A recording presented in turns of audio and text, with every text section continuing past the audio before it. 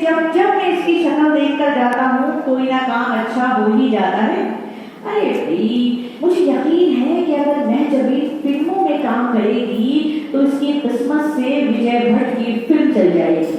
और सोचो, अगर उसका चांद सा चेहरा सिनेमा के पर्दे पर रोशनी बिखेरेगा तो कौन नहीं भाई फिल्म को देखेगा।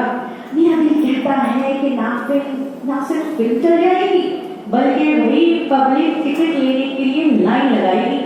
दूसरे दिन जैसे ही 9 बजे पंडित मोतीराम दो घोड़ी वाली एक बग्गी किराए पर लेकर आए और माँ बेटी को विजय भट्ट के स्टूडियो पहुंचाए। भोली भाली बच्ची ने पहली ही नजर में विजय भट्ट का दिल मोह लिया और उन्होंने उसी वक्त उसको अपनी फिल्म के लिए साइन कर लिया। न सिर्फ साइन कर लिया बल्कि साइनिंग अमाउंट का छोटा सा लिफाफा भी महजबीन के नन्हे हाथों में दे दिया। वो लिफाफा नहीं था, वो अली बख्श की डूबती कश्ती का बागबान था, क्योंकि आगे उसी के सहारे सारा खानदान था। उस रात छपरा मंजिल में वासियों ने बहुत दिनों बाद जश्न मनाया और सबको नन्ही महजबीन पर बहुत प्यार आया। भाई, उस प्यारी सी बच्ची के लिए ये तजुर्बा बहुत ही नया था, क्योंकि इतना प्यार उसे पहले कभी नहीं मिला था। महजबीन की आंखों में अब बहार का मंजर आया था और उम्मीदों का, आरज़ुओं का एक नया ही समा था।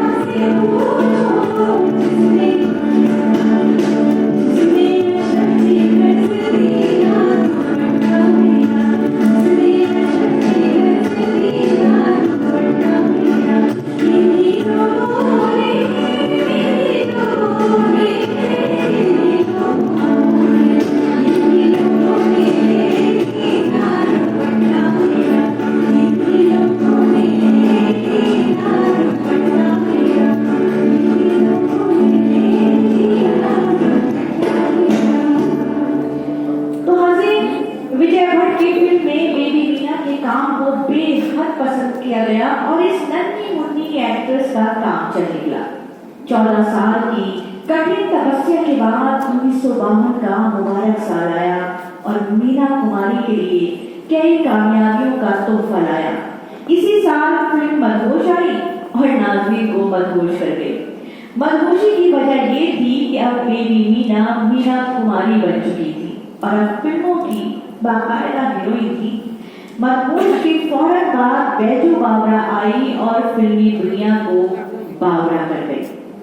तो बात हो रही थी कि मीना कुमारी ने जिस फिल्म को भी छुआ वो सोना बन चुकी थी जनाब। उनकी एक के बाद एक हिट फिल्म आती गई, लेकिन यहाँ भी उनकी बदकिस्मती ने उनके साथ साथ थी। एक रात जब वो पुणे से शूटिंग से वापस आ रही थी तो उनकी कार किसी चीज से टकरा गई।